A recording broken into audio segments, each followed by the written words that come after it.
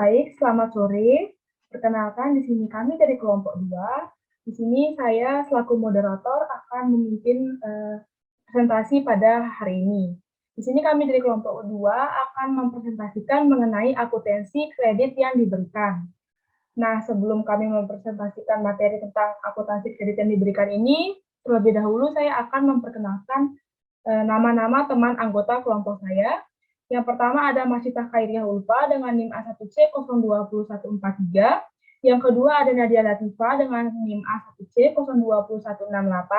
Yang ketiga ada Nadia Rizky Hanita dengan NIM A1C 020169. Yang keempat ada Nikadek Jessica Yolanda Dewi dengan NIM A1C 020171. Dan yang terakhir yaitu saya sendiri, Nimade Aris Ria Mahayani dengan NIM A1C 020174. Selanjutnya,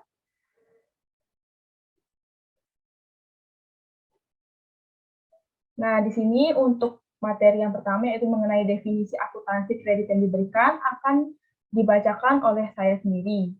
Nah di sini kredit yang diberikan oleh bank dapat didefinisikan sebagai penyediaan uang atau tagihan yang dapat dipersamakan dengan itu. Nah berdasarkan persetujuan atau kesepakatan pinjam-meminjam antara bank dengan pihak lain yang mewajibkan pihak peminjam untuk melunasi hutangnya setelah jangka waktu tertentu dengan jumlah bunga, imbalan atau pembagian, dan hasil keuntungan. Di sini termasuk kredit yang diberikan adalah kredit dalam kerangka pembiayaan bersama atau kredit dalam proses penyelamatan, di mana bank dapat memberikan kredit apabila memiliki dana atau tagihan yang sama dengan itu. Nah, bank juga terlibat kesepakatan dengan calon debitur baik volume, tingkat bunga, maupun jangka waktu ataupun agunan. Nah, di mana kesepakatan itu dituangkan dalam perjanjian kredit. Dengan ditandatangani perjanjian kredit, berarti bank dan debitur telah terikat untuk melaksanakan. Nah, selanjutnya bagi bank, persetujuan kredit merupakan komitmen yang tidak bisa dibatalkan. Begitu juga bagi debitur. Setelah kredit dikucurkan, bank selalu harus memantau kualitas kredit, di mana semakin lama jangka waktu kredit, umumnya semakin besar juga resikonya. Selanjutnya, nah, di sini materi yang selanjutnya itu adalah jenis-jenis kredit yang diberikan. Yang pertama di sini, jenis kredit menurut bentuknya itu dibagi menjadi dua. Yang pertama ada kredit rekening koran, di mana debitur diberi hak untuk menarik dana dalam rekening korannya sampai dengan sebesar plafon yang ditetapkan bank. Di mana pelunasan pokok kredit dilaksanakan pada saat jatuh tempo dengan bunga kredit secara umum dihitung secara harian berdasarkan baki debit atau outstanding kredit atau dengan nilai rata-rata baki debit setiap bulannya. Yang kedua, yaitu ada installment loan atau yang disebut kredit ini adalah kredit yang angsuran pokok dan bunganya dilakukan secara teratur menurut jadwal waktu yang telah disepakati antara bank dengan debitur. Nah, dengan nilai konstan selama berlangsungnya masa kredit tersebut.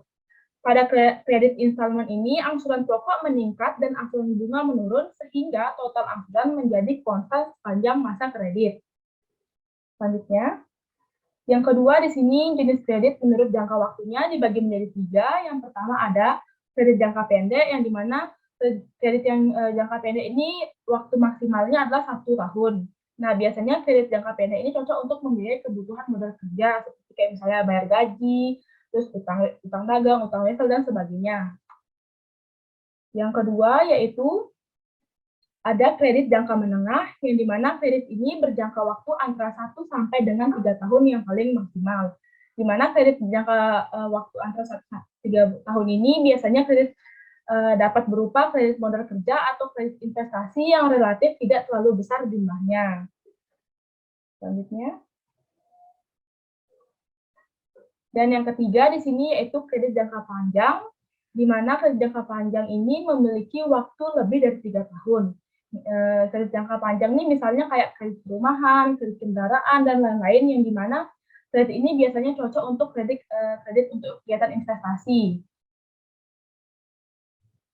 Selanjutnya, nah yang ketiga di sini ada kredit jenis kredit menurut kegunaannya. Yang pertama itu ada kredit modal kerja, di mana kredit modal kerja ini digunakan untuk keperluan meningkatkan produksi dalam operasionalnya, misalnya kayak diberikan untuk membeli bahan baku, membayar gaji pegawai, atau biaya-biaya lainnya yang berkaitan dengan proses produksi dalam suatu perusahaan. Selanjutnya, nah yang kedua di sini ada kredit investasi, di mana kredit jangka panjang yang biasanya digunakan untuk keperluan keuangan usaha atau membangun proyek baru untuk keperluan rehabilitasi. Nah, contoh kredit investasi ini misalnya untuk membangun pabrik atau membeli mesin-mesin, yang dimana masa pemakaiannya untuk satu periode yang relatif lama dan dibutuhkan modal yang relatif besar juga. Selanjutnya,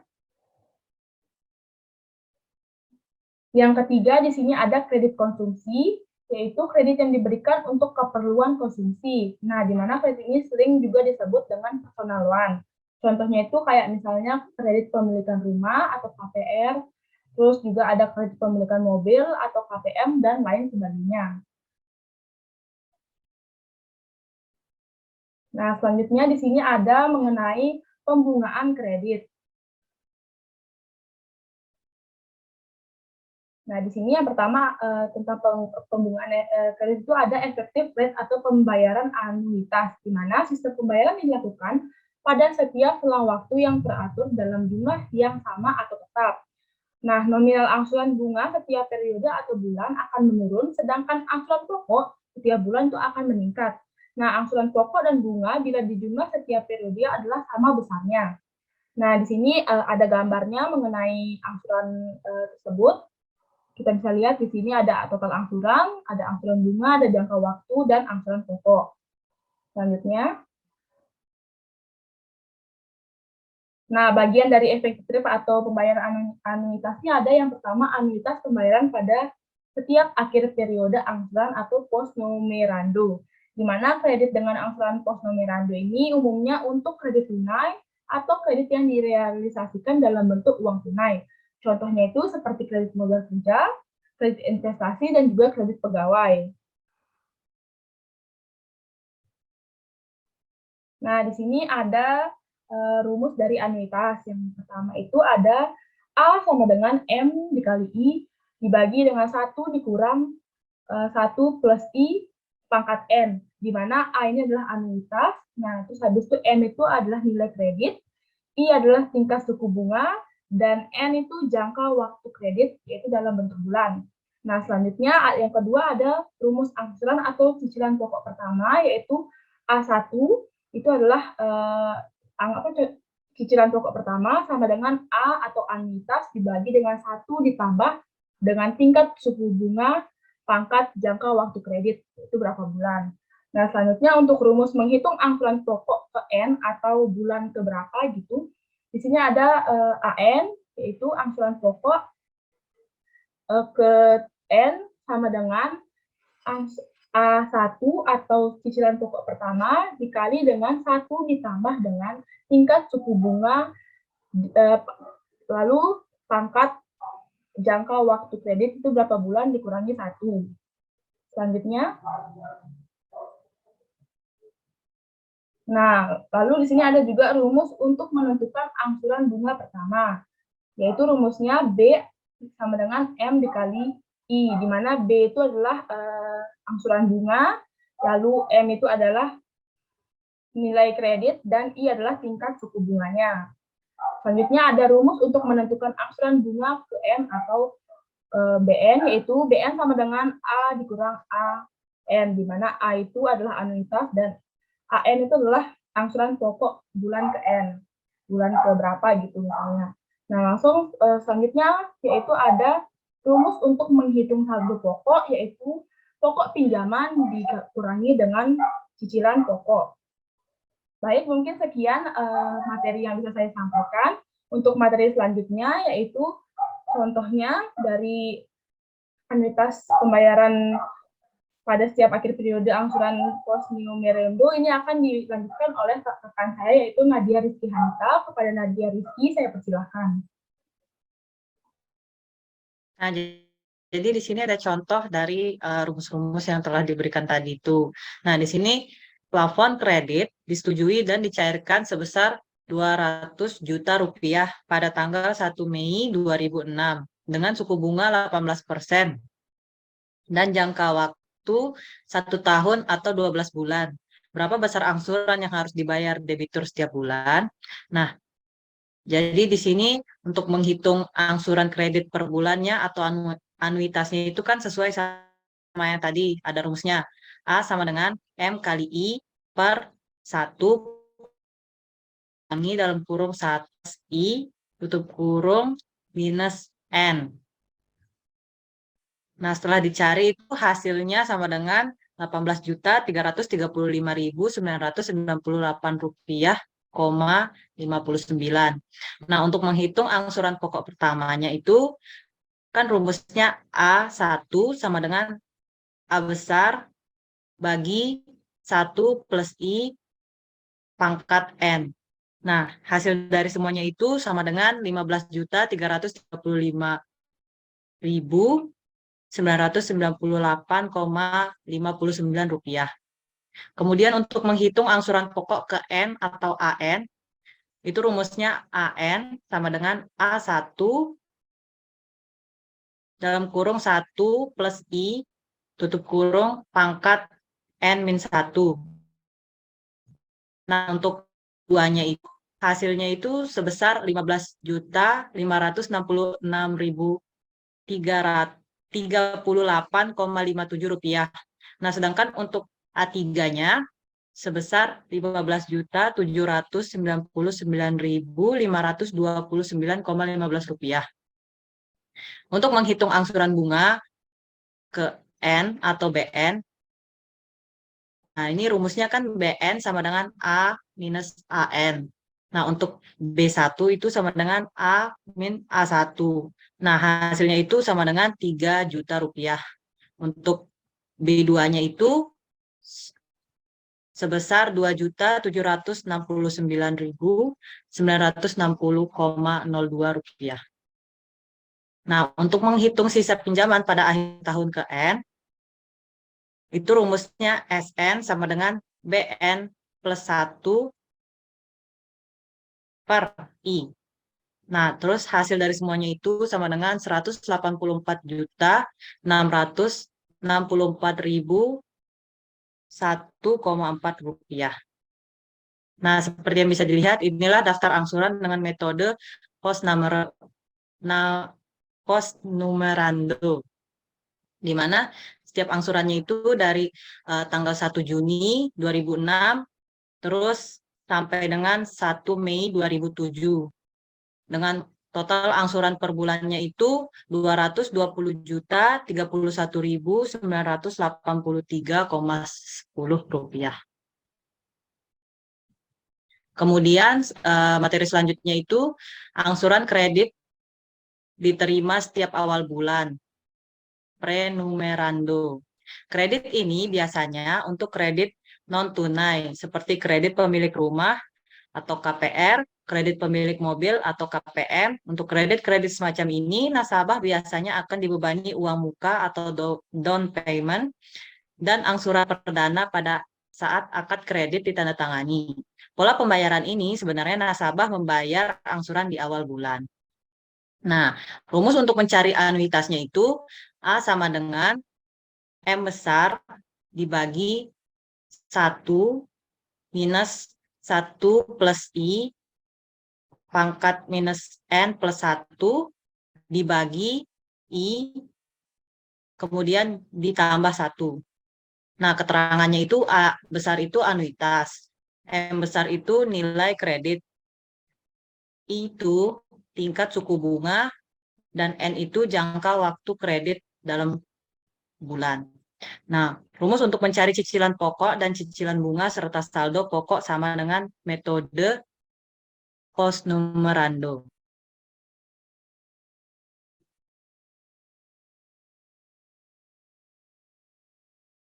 Nah, kemudian ini contohnya.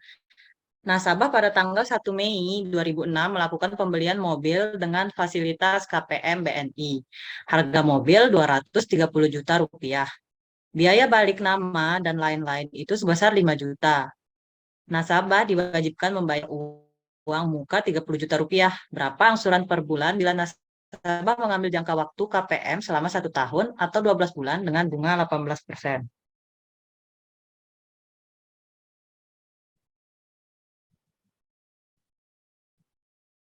Nah, untuk menghitung angsuran kredit per bulan, anuitasnya itu seperti rumus yang tadi disebutkan, A sama dengan M per 1 min 1 plus I pangkat min N plus 1 dibagi I plus 1, itu hasilnya akan menjadi 18.065.023,24 rupiah. Nah, terus untuk menghitung angsuran pokok ke N atau AN, itu rumusnya A1 sama dengan A per 1 plus I pangkat N. Nah, hasil yang ditemukan itu sebesar 15.109.358,21 rupiah. Kemudian menghitung angsuran pokok ke N atau AN, itu AN sama dengan A1 dalam kurung 1 plus I pangkat N-1. Dimana kalau kita mencari A2-nya itu sebesar 15.335.998,58 rupiah. Dan A3-nya itu sebesar 15.566.038,56 rupiah. Nah, untuk menghitung angsuran bunga ke N atau BN, BN itu sama dengan A besar min A kecil N. Nah, untuk B1 itu ditemukan sebesar 2.955.665,3 rupiah.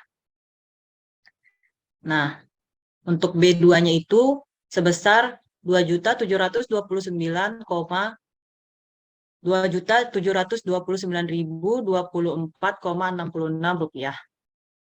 Untuk menghitung sisa pinjaman pada tahun ke N, itu SN sama dengan BN plus 1 minus SN sama dengan BN plus 1 per I. Jadi hasilnya itu sebesar 181.934.977,3 rupiah. Nah, daftar angsurannya dengan metode post numerando itu kan dihitungnya dia dari awal bulan Mei. Nah, jadi 1 Mei 2006 hingga 1 April 2007. Nah, angsuran per bulan sama setiap bulannya dan totalnya itu sebesar 216.780.278,9 rupiah.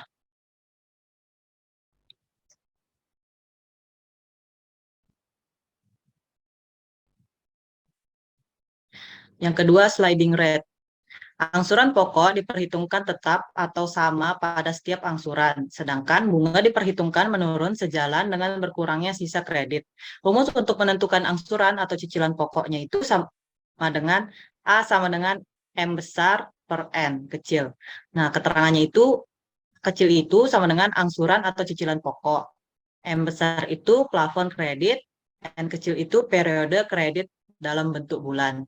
Nah, rumus untuk menentukan angsuran bunga itu sama dengan BN sama dengan dalam kurung M min dalam kurung A kali dalam kurung N min 1 tutup kurung kali I. Nah, contohnya itu berdasarkan contoh sebelumnya, perhitungan bunga dengan metode sliding rate berikut sebagai berikut.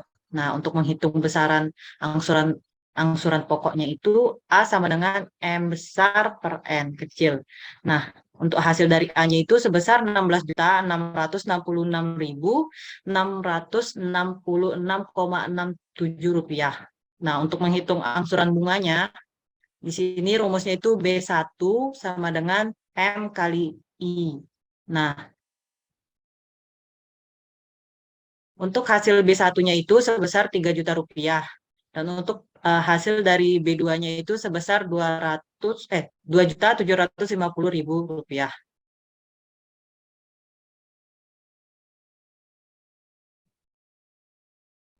Daftar angsuran dengan metode sliding rate. Mirip-mirip seperti sebelumnya. Nah, ini dia mulainya dari 1 Mei 2006 hingga 1 April 2007. Untuk angsuran per bulannya itu berbeda-beda dan ditotalkan menjadi Rp19.500.000. Sekian yang dapat saya berikan. Kembali ke moderator.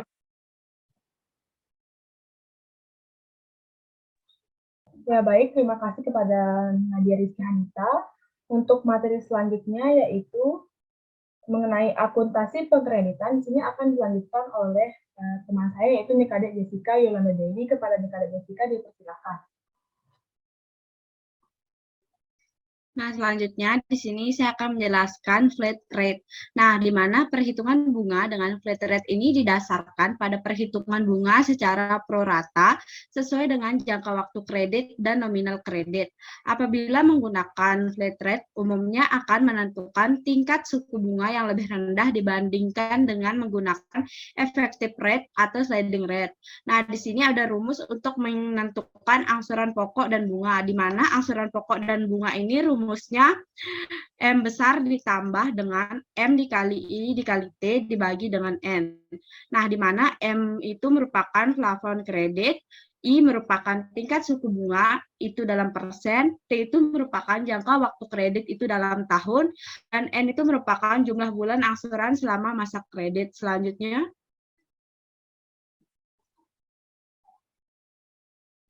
nah, di sini ada contoh. Nah, contohnya itu berdasarkan contoh sebelumnya, di mana perhitungan bunga dengan metode flat rate ini sebagai berikut. Nah, angsuran pokok dan bunga itu sebesar 200 juta ditambah dengan 200 juta dikali 18% dikali 1 dibagi 12. Hasil dari angsuran pokok dan bunga itu sebesar 19.666,67 rupiah. Nah, sedangkan untuk angsuran pokok per bulannya itu tinggal dibagi 200 juta dibagi 12 itu hasilnya 16.666,67 rupiah. Nah, selanjutnya ada angsuran bunga per bulan, di mana 200 juta dikali 18% dikali 1 dibagi 12 itu hasilnya 3 juta. Selanjutnya, di sini merupakan daftar angsuran dengan metode flat rate, di mana di tabel ini ada angsuran itu merupakan dari bulan 1 sampai angsuran dari selama per tahun, yaitu selama 12 bulan. Terus ada bulannya dimulai dari bulan Mei tahun 2006 sampai dengan 1 April 2007 dengan angsuran per bulannya itu sebesar 19.666,67. Jadi angsuran per tahunnya itu sebesar 236 juta ribu. Selanjutnya,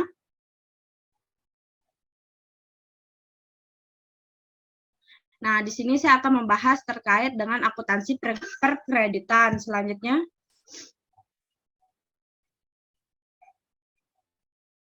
nah, sesuai dengan pengertian kredit, yaitu di mana penyediaan uang berdasarkan kesepakatan pinjam-meminjam. Ini berarti perlu adanya akad atau perjanjian kredit. Nah, perjanjian kredit ini akan mengikat bank dan debitur, di mana pengikatan tersebut tidak dapat dibatalkan oleh salah satu pihak selama syarat-syarat dipenuhi oleh kedua belah pihak. Bagi bank, pengikatan diri dalam perjanjian kredit berarti sebuah komitmen untuk memberikan kredit kepada debitur. Selanjutnya, pada realisasi kredit, bank akan memungut beban terhadap debitur, di mana yang berarti pendapatan bagi bank. Nah, pendapatan tersebut berasal dari biaya provisi, biaya administrasi, biaya transaksi jaminan, biaya asuransi, dan sebagainya. Nah, biaya-biaya ini akan dibebankan kepada debitur melalui perkreditan terhadap kredit yang direalisasikan. Pengucuran kredit dicatat sebesar nilai realisasi kredit. Selanjutnya, nah, di sini ada contoh. Nah, contoh itu pada tanggal 15 Maret 2016, Nugroho mengajukan permohonan kredit kepada Bank Arta Yogya sebesar 150 juta. Aplikasi kredit disetujui pada tanggal 1 April 2006 dengan jangka waktu 1 tahun. Nah, tingkat suku bunga yang diberikan itu sebesar 24%. Debitur dibebani biaya provisi dan komisi sebesar 0,5%, biaya matre sebesar 12.000, biaya penggantian barang cetakan sebesar 20.000, biaya administrasi sebesar 150.000, biaya notaris dan PPAT sebesar 300.000, biaya asuransi kredit sebesar 250.000, di mana bank memperhitungkan bunga dengan sliding rate. Pada tanggal tersebut, Nugroho langsung mencairkan kredit sebesar 150 juta dengan perincian ditransfer ke cabang Solo sebesar 800 juta dan dikredit ke rekening giro Nugroho sebesar 30 juta dan sisanya tunai. Buatlah perhitungan angsuran kreditnya beserta jurnalnya. Selanjutnya, nah di sini itu kita akan menghitung besarnya angsuran pokok di mana rumusnya A sama dengan M dibagi N. Jadi besar angsuran pokoknya itu sebesar 12.500.000. Selanjutnya kita menghitung besarnya angsuran bunga di mana rumusnya B1 sama dengan M dikali I. Terus ada perhitungan B2 di rumusnya itu M dikali A dikali I. Terus selanjutnya BN sama dengan M dikurang A dikali N min 1 dikali 1. Jadi untuk B1-nya itu jumlahnya sebesar 3 juta. Untuk B2 itu jumlahnya sebesar 2.750.000 dan untuk B3 itu jumlahnya sebesar 2.500.000. Selanjutnya, nah di sini ada daftar angsuran dengan metode Rate. Nah, ini sama seperti tabel sebelumnya, di mana ada angsuran selama 1 tahun, yaitu di mana ada 12 kali angsuran, dimulai dari tanggal 1 bulan Mei 2006 sampai dengan 1 April 2007, dengan angsuran per bulan 15.500.000. Nah, jadi angsuran per tahunnya itu jumlahnya sebesar 169.500.000. Selanjutnya,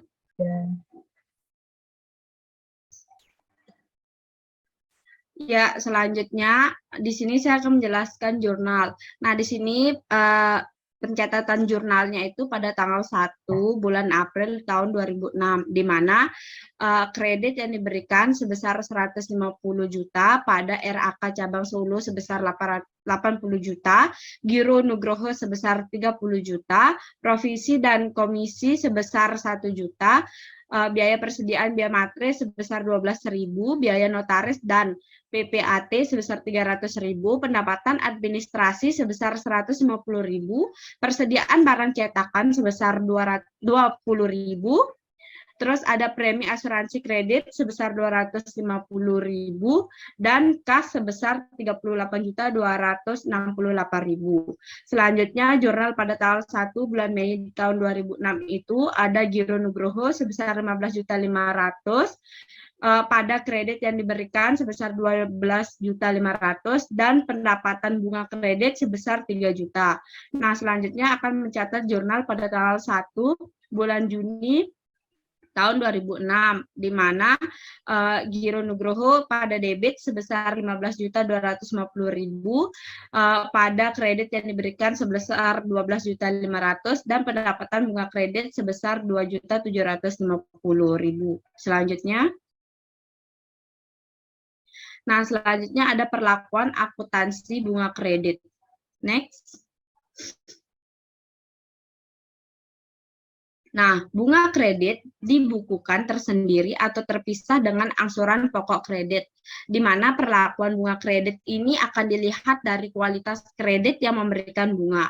Bila kredit tergolong lancar, maka bank bisa menerapkan accrual basis dan bisa melakukan pencatatan pendapatan bunga setiap saat pelaporan. Dengan demikian, bunga yang belum jatuh tempo bisa saja dicatat sebagai piutang bunga ketika pelaporan keuangan dilakukan. Namun, bagi kredit bermasalah, misalnya seperti dalam pengawasan khusus, kurang lancar, diragukan, atau bahkan macet, maka bank akan memperlakukan pendapatan bunga berdasarkan cash basis. Selanjutnya,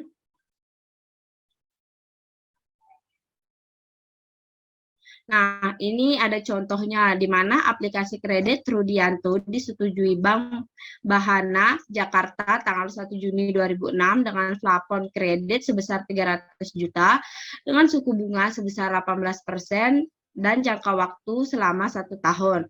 Nah, dalam transaksi ini Bank Bahana Jakarta membebani biaya provisi dan komisi sebesar 1%, biaya administrasi sebesar 300.000, biaya notaris sebesar 3 juta, biaya materai sebesar 60.000, biaya asuransi kredit sebesar 2.500.000. Nah, bank memperhitungkan bunga dengan pos numerando. Nah, pada tanggal 15 Juni 2006, Rudianto datang ke bank untuk menarik dananya dan dikreditkan ke rekening gironya sebesar 150 juta. Ditransfer ke Bank Bahana Cabang Bandung sebesar 80 juta dan sisanya ditarik tunai. Nah, diminta itu buat perhitungan angsuran kreditnya beserta dengan jurnalnya. Selanjutnya. Nah, di sini pertama itu kita akan mencari anuitas, di mana rumus anuitas itu A sama dengan M dikali I dibagi 1 dikurang 1 ditambah I pangkat min N. Nah, jadi untuk contoh ini jumlah anuitasnya itu sebesar Rp27.503.997,88. Selanjutnya kita akan mencari angsuran pokok pertama, di mana A1 sama dengan A dibagi 1 ditambah I pangkat N, di mana angsuran pokok pertamanya ini didapatin itu sebesar 23 juta 3.997,88 rupiah. Selanjutnya kita akan mencari angsuran pokok ke N atau AN, di mana AN-nya itu sama dengan A1 dikali dengan 1 ditambah I pangkat N dikurang 1.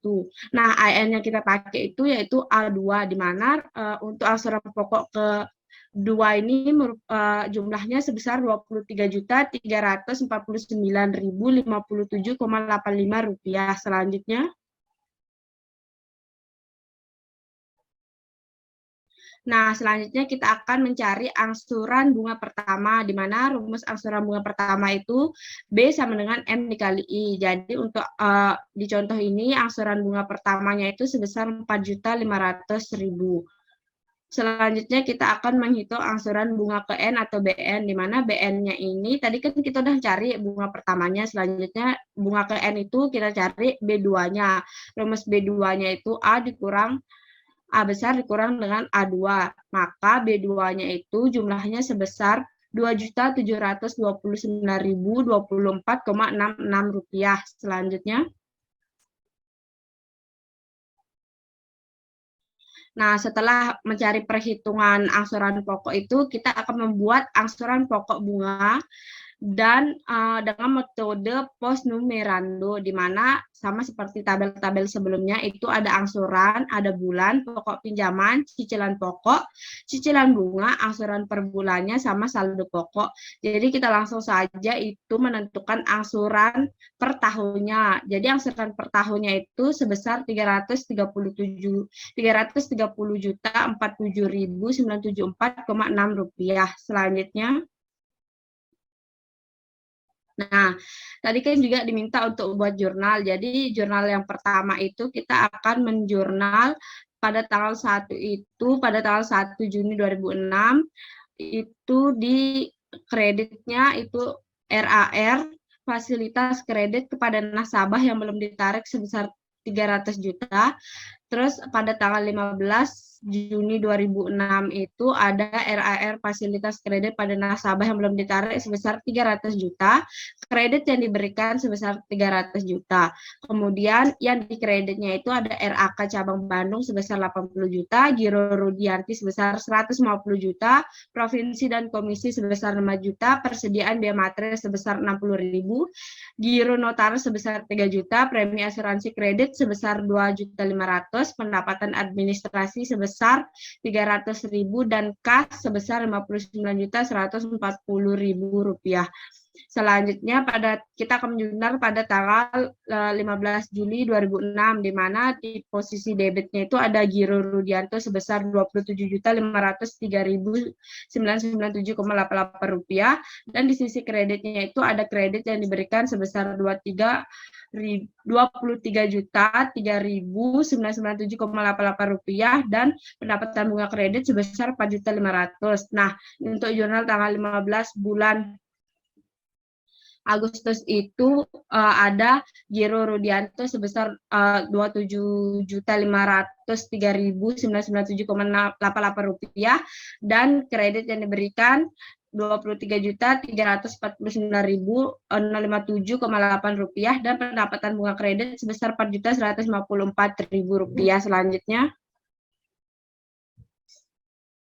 Nah, selanjutnya ada contoh yang kedua, yaitu pada tanggal 15 Desember 2006 ini Rudianto tidak membayar angsuran kredit. Nah, kredit tersebut itu sudah termasuk ke kolektibilitas kurang lancar. Maka pada tanggal 31 Desember 2006, ketika menyusun laporan keuangan, perlu mencatat terlebih dahulu tunggakan angsuran sampai dengan 31 Desember 2006 dengan menggunakan metode cash basis. Nah, pada tanggal 15 Januari 2007 itu Rudianto melunasi tunggakan angsuran pada tanggal 15 Desember 2006 dan membayar angsuran 15 Januari 2007, di mana dikenakan denda keterlambatan angsuran sebesar 300.000.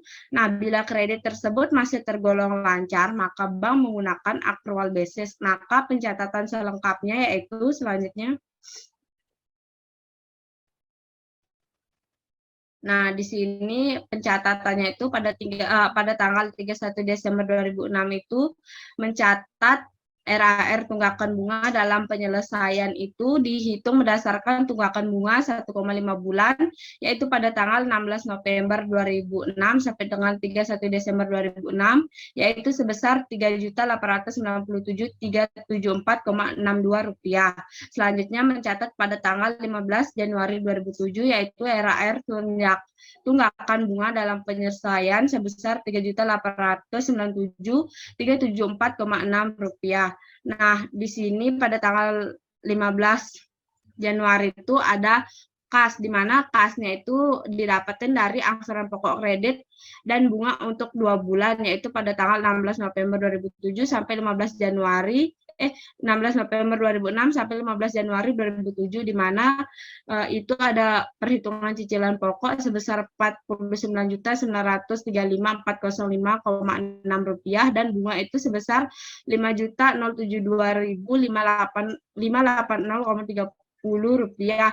Jadi total angsuran pokok kreditnya itu bisa disebutkan sebesar 55.007.985,76. Selanjutnya di posisi kredit itu ada kredit yang diberikan sebesar 49 juta sekian, terus pendapatan bunga sebesar 5 juta sekian, dan pendapatan lain-lain atau penalti sebesar 300.000 rupiah. Selanjutnya.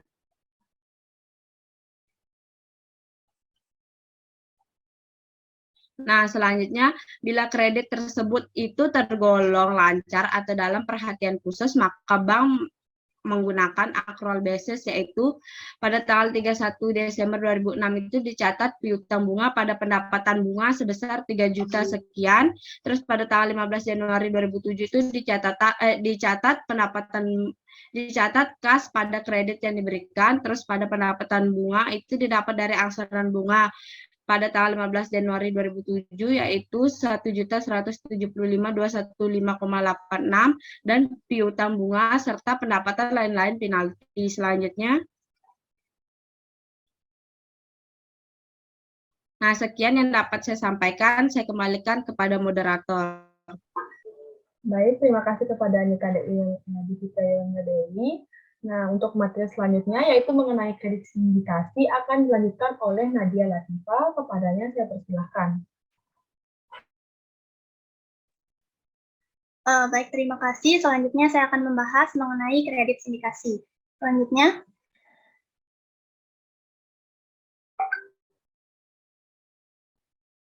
Nah, kredit sindikasi ini itu biasanya sering disebut dengan pembiayaan bersama. Jadi kerjasama pembiayaan ini tuh melibatkan beberapa bank yang punya komitmen bersama untuk membiayai proyek tertentu. Nah, hubungan kerjasama yang horizontal ini ditunjukkan melalui penyertaan pembiayaan tiap-tiap bank pada proyek tersebut. Contohnya, contoh pembiayaannya itu ada konsorsium, CO financing, dan kredit sindikasi. Nah, untuk contoh pembiayaan bersama yang konsorsium ini tuh adalah kerjasama pembiayaan di antara bank-bank pemerintah dalam pemberian kredit investasi dan eksploitasi yang diatur oleh sebuah bank induk dan terdiri dari beberapa bank pemerintah sebagai anggotanya. Nah, kalau yang CO financing ini adalah lembaga keuangan dengan bank-bank komersilnya. Kalau yang sedang dibahas sekarang yaitu mengenai kredit sindikasi adalah kerjasama pembiayaan yang secara teoritis tidak dibatasi, baik dalam jumlah kredit, sektor pembiayaan maupun lembaga keuangan yang terlibat. Selanjutnya.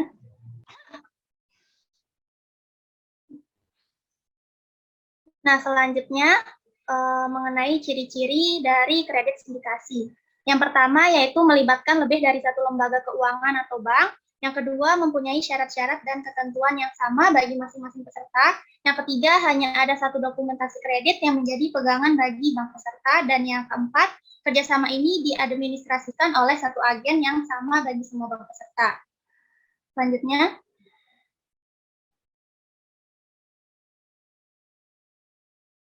Nah, dalam kaitannya dengan akuntansi, pembiayaan bersama ini di bawah koordinasi satu bank, atau bisa disebut dengan koordinator atau agen. Nah, sebagai koordinator, maka akan menerima arus dana masuk dari beberapa bank peserta yang dicatat sebagai pinjaman diterima untuk pembiayaan bersama. Rekening ini tetap outstanding hingga proyek yang dibiayai selesai dan kreditnya lunas. Nah, di sini adalah gambaran mengenai hubungan bank peserta dengan bank koordinator. Jadi, bank peserta ini misalkan adalah Bank A, Bank B, dan Bank D. Lalu, bank koordinatornya adalah Bank C, yang dimana nantinya bank peserta dan bank koordinator ini menjalin hubungan kerjasama yang kemudian akan membiayai debitur dalam sebuah proyek yang dibangun oleh PTXX. Selanjutnya.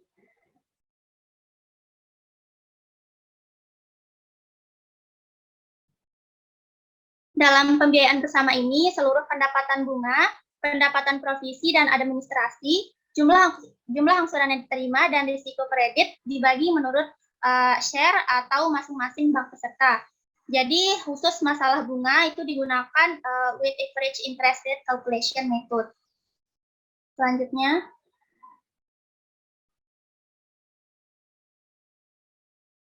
Nah, kita masuk ke dalam contoh. Untuk membiayai proyek misalkan PT Bima, Bank A menjalin kerjasama dengan Bank B, Bank C, dan Bank D, di mana Bank A ini ditunjuk selaku bank koordinator. Nilai pembiayaannya itu sebesar 3 miliar dalam jangka waktu 1 tahun. Untuk merealisasikan kredit sindikasi ini, bank peserta harus melimpahkan dananya terlebih dahulu ke bank koordinator atau ke Bank A. Share atau pembagian dan suku bunga kredit sindikasinya bisa dilihat sebagai berikut. Selanjutnya. Nah, di sini di tabel ini sudah dirumuskan ada bank pesertanya dari Bank A sampai Bank B, di mana share atau pembagiannya ini Bank A itu memegang share, pembagian share-nya itu lebih besar sebesar 1,2 M. Lalu Bank B-nya sebesar 300 juta, Bank C sebesar 600 juta, dan Bank D sebesar 900 juta. Maka total dananya itu pas sebesar 3M. Lalu tingkat suku bunganya juga sudah ditentukan, yang Bank A sebesar 18%, Bank B sebesar 20%, Bank C sebesar 21%, dan Bank D sebesar 19%. Nah, kita mulai masuk ke transaksi. Jadi, pada saat pelimpahan dana tanggal 30 Maret 2006 dari bank peserta ke bank koordinator atau Bank A, maka pencatatan yang dilakukan oleh Bank A ini, yang pertama, di sebelah debitnya itu tentunya Bank A mendapatkan giro Bank Indonesia itu sebesar 1,8 M. Nah, 1,8 M ini dapatnya dari dilihat dari jurnal kreditnya, yaitu ada giro bank lain-lain dari Bank B, C, dan D, yang dimana Bank B itu sebesar 300 juta, terus Bank C sebesar 600 juta, dan Bank D-nya sebesar 900 juta. Selanjutnya. Nah, untuk menentukan tingkat suku bunga yang dibebankan kepada debitur itu, kita dapat hitung dengan cara, tadi kan untuk bank peserta ABCD-nya itu sudah ditentuin pembagian share-nya dan suku bunga individualnya. Serta di sini bobot untuk total keseluruhannya itu harus 1,00, maka di sini untuk pembagian bank peserta yang A itu 0,4, yang B 0,1, yang C 0,2, dan D 0,3. Maka di sini kita bisa menentukan suku bunga tertimbangnya, yaitu perkalian dari bobot dikalikan dengan suku bunga individual. Maka total keseluruhannya yaitu sebesar 19,1%, di mana 19,1% inilah yang menjadi suku bunga kredit yang dibebankan kepada debitur. Jadi tingkat suku bunga ini kemudian menjadi dasar untuk menentukan nilai angsuran pokok dan bunga serta distribusinya bagi masing-masing bank peserta. Selanjutnya.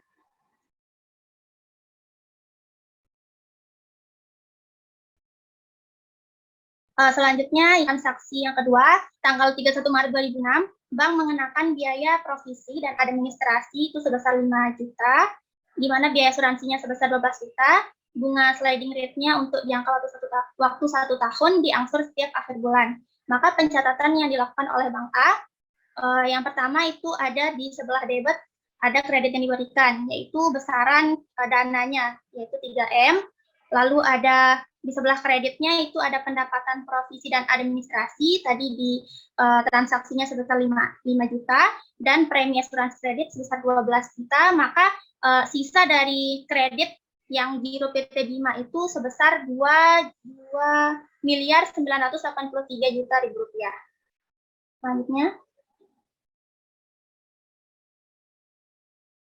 Nah, pada transaksi berikutnya, yaitu tanggal 1 April 2006, dilimpahkan ke perusahaan asuransi yang bernama PT Askrindo, yang dimana perhitungan alokasi pokok kredit dan angsuran bunganya itu, yang pertama itu di sebelah debit, itu pendapatan provisi dan administrasi pada Bank B, di mana tadi di tanggal transaksi sebelumnya itu kan untuk pendapatan provisi dan administrasinya itu sebesar 5 juta, kita kali dengan 0,1 ini dari bobot dari Bank B-nya, itu hasilnya 500. Begitu pula dengan pendapatan provisi pada Bank C dan Bank D dikalikan dengan bobotnya. Lalu untuk yang premi asuransi kreditnya itu kan di tanggal sebelumnya juga sudah ditentukan sebesar 12 juta. Maka kreditnya itu adalah Giro PT Askrindo-nya itu sebesar 12 juta juga untuk asuransi, dan sisanya di kredit itu ada Giro Bank Indonesia sebesar 3 juta. Selanjutnya. Nah, kemudian di sini ada perhitungan bunga kredit sindikasi dengan metode sliding rate, yang dimana M itu adalah nilai besaran kreditnya, yang tadi itu sebesar 3M, lalu ini adalah bunganya sebesar 19,1%, itu kita bagi dulu sama 12, karena di sini kan periode waktunya itu dalam jangka waktu 1 tahun. Maka I-nya itu sebesar 0,0159 dan sekian. Lalu N-nya itu adalah 12 tahunnya, jangka waktu tahunnya. Maka untuk pertama untuk menghitung angsuran pokoknya itu rumusnya A sama dengan M dibagi N. Jadi M-nya tadi itu sebesar 3M, lalu dibagi dengan jangka waktunya 12 bulan. Maka hasil dari angsuran pokoknya ini sebesar 250 juta rupiah. Lalu untuk perhitungan angsuran bunga pertamanya itu dengan rumus B sama dengan M dikali I. M-nya itu sebesar 3 miliar dikali dengan suku bunganya 0,015916666, maka hasil dari angsuran bunga pertama yaitu sebesar 47.750.000 rupiah. Selanjutnya. Nah, kemudian untuk menghitung angsuran bunga berikutnya, yang untuk B2-nya, angsuran bunga bulan kedua, itu rumusnya M dikurang A dikali I. Kemudian kalau yang angsuran bunga bulan ketiga, itu rumusnya M dikurang A dikali 2 dikali I. Begitupun dengan angsuran bunga pada periode bulan keempat, kelima, dan seterusnya. Selanjutnya.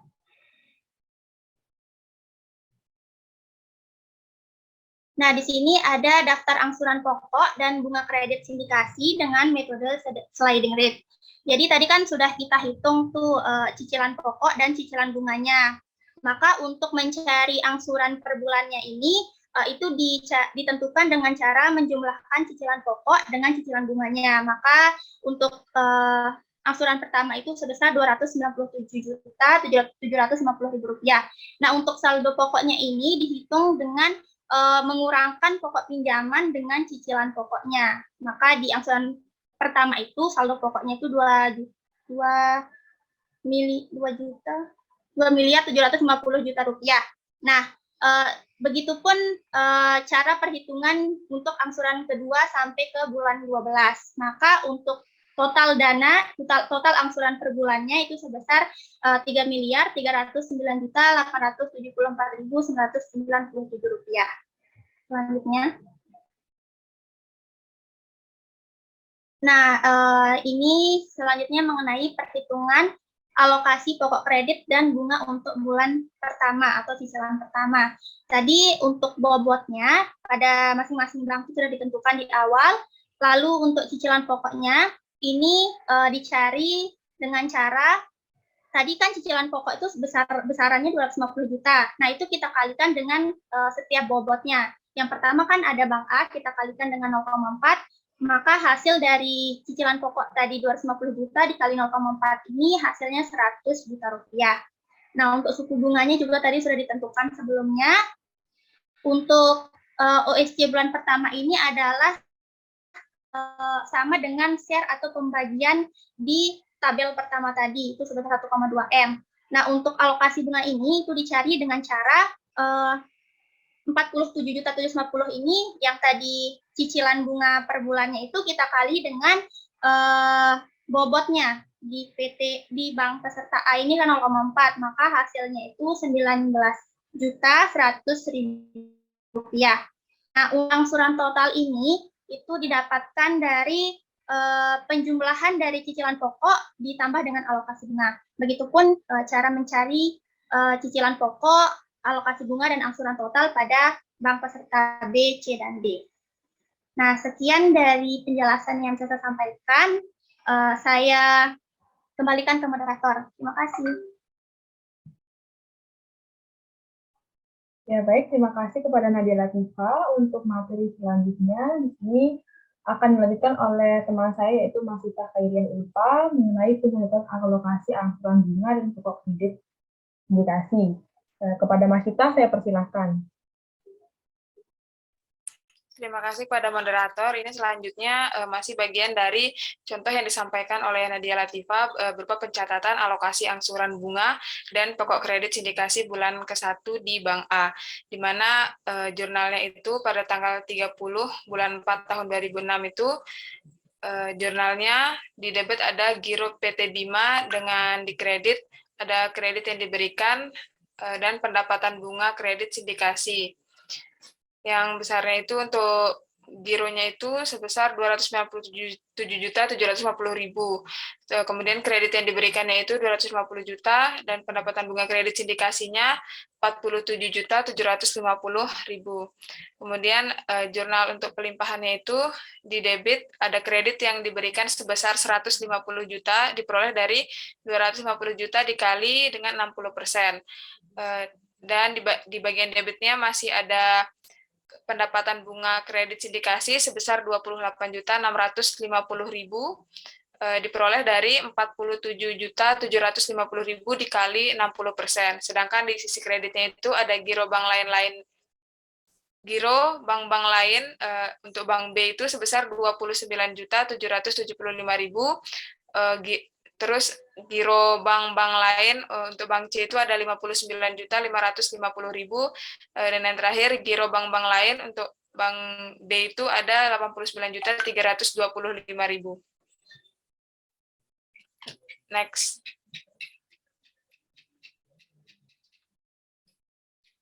Nah, selanjutnya ada perhitungan alokasi pokok kredit dan bunga untuk bulan kedua. Nah, bobotnya sendiri ini sudah ditentukan di awalnya tadi dengan cicilan pokoknya kan totalnya itu sebesar 250 juta. Nah, kemudian nanti dia dikali 0,4 dikali 250 juta. Nah, itu hasilnya adalah 100 juta. Nah, kemudian nanti suku bunganya itu juga sudah ditentukan di awal. Terus OSC-nya itu ditentukan pada tabel yang sebelumnya. Nah, nanti kemudian angsurannya itu diperoleh dari angsurannya itu hasilnya itu untuk yang Bank A itu 117.508.332,6 rupiah. Kemudian yang angsuran untuk Bank B itu sebesar 29.330.000 Rp7.083,15. Untuk Bank C itu sebesar Rp58.754.166,3. Dan Bank D itu sebesar Rp88.239,45. Ya, totalnya itu jadi Rp293.870.831,5. Next.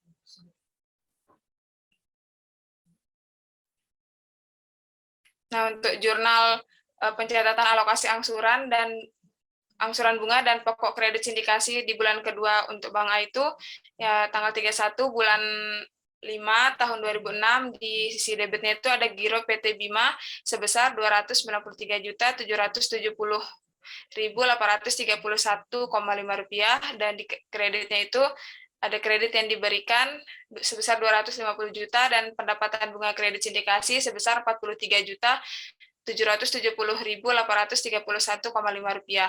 Sedangkan untuk pelimpahannya itu di debitnya itu ada kredit yang diberikan sebesar 150 juta diperoleh dari 250 juta dikali 60%, dan pendapatan bunga kredit sindikasi sebesar 26.262.498,9 rupiah.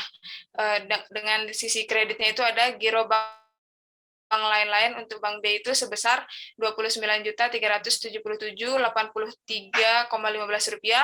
Untuk Bank C itu sebesar 58.754.166,3 rupiah, dan untuk Bank D itu 88.131.249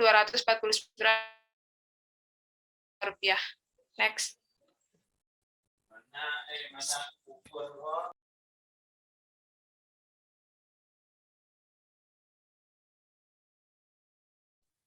Nah, selanjutnya itu yaitu materi restrukturisasi kredit. Next.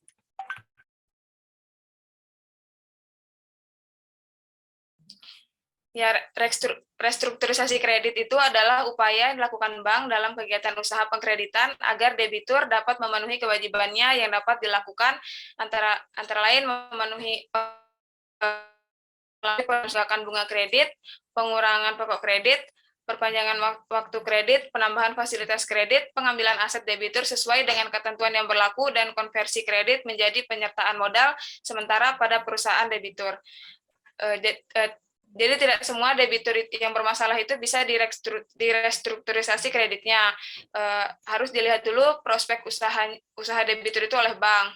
Jadi bank itu dapat melakukan restrukturisasi kalau debitur itu memiliki prospek baik dan telah atau diperkirakan akan mengalami kesulitan pembayaran pokok atau bunga kredit. Sementara untuk debitur yang tidak memiliki prospek baik bisa saja dilikuidasi. Restrukturisasi tidak diperkenankan apabila program pembentukan penyisian penghapusan aktiva produk yang lebih besar atau penghentian pengakuan pendapatan bunga secara akrual.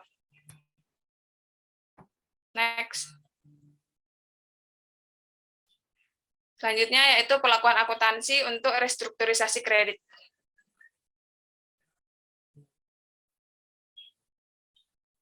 Next.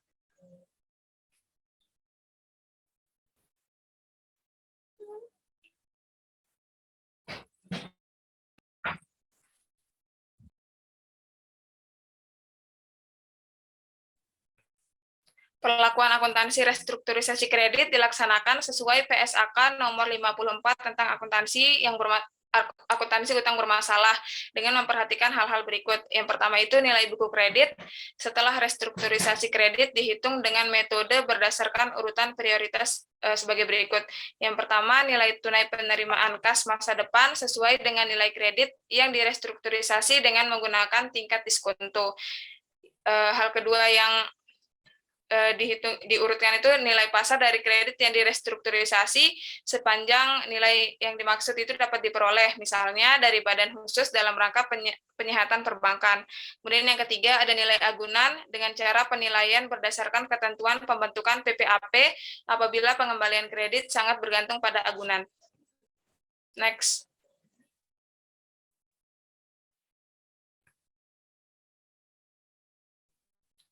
Kemudian hal kedua yang diperhatikan itu dalam perhitungan nilai tunai penerimaan kas masa depan atas kredit yang direstrukturisasi, bank wajib menggunakan tingkat bunga efektif dari kredit sebelum restrukturisasi sebagai tingkat diskonto.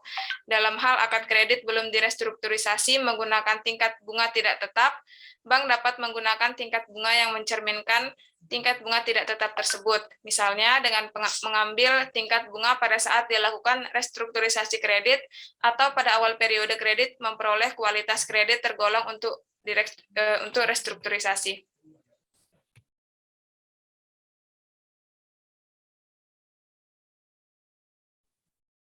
Next.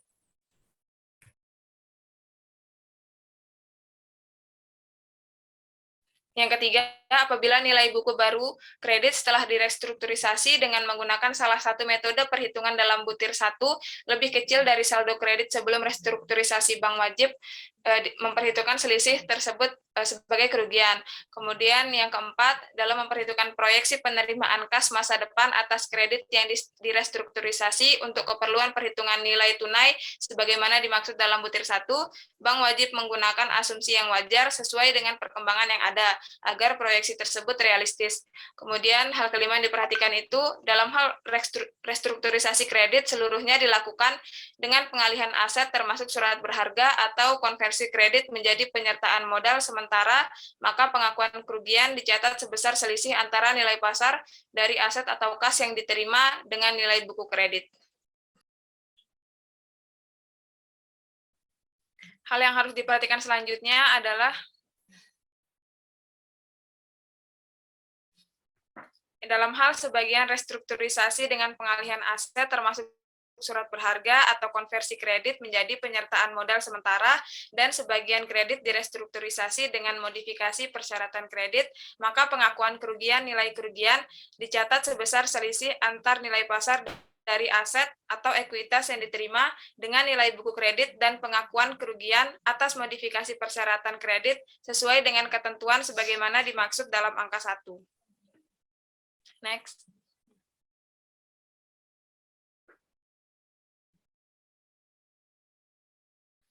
Perhitungan kerugian untuk kredit usaha kecil dan teknik dan kredit konsumsi yang direstrukturisasi dapat dilakukan menurut jenis kredit dengan menggunakan metode statistik atau dilakukan penilaian terhadap setiap fasilitas dengan angka 1, 2, 3, dan 4. Kemudian yang ke-8, bank wajib mengevaluasi kredit yang telah direstrukturisasi setiap triwulan. Apabila terdapat perbedaan yang mendasar dalam proyeksi dan realisasi dari angsuran pokok dan bunga, jangka waktu, haruskah setiap bunga atau nilai transaksi agunan, wajib menghitung kembali kerugian yang terjadi.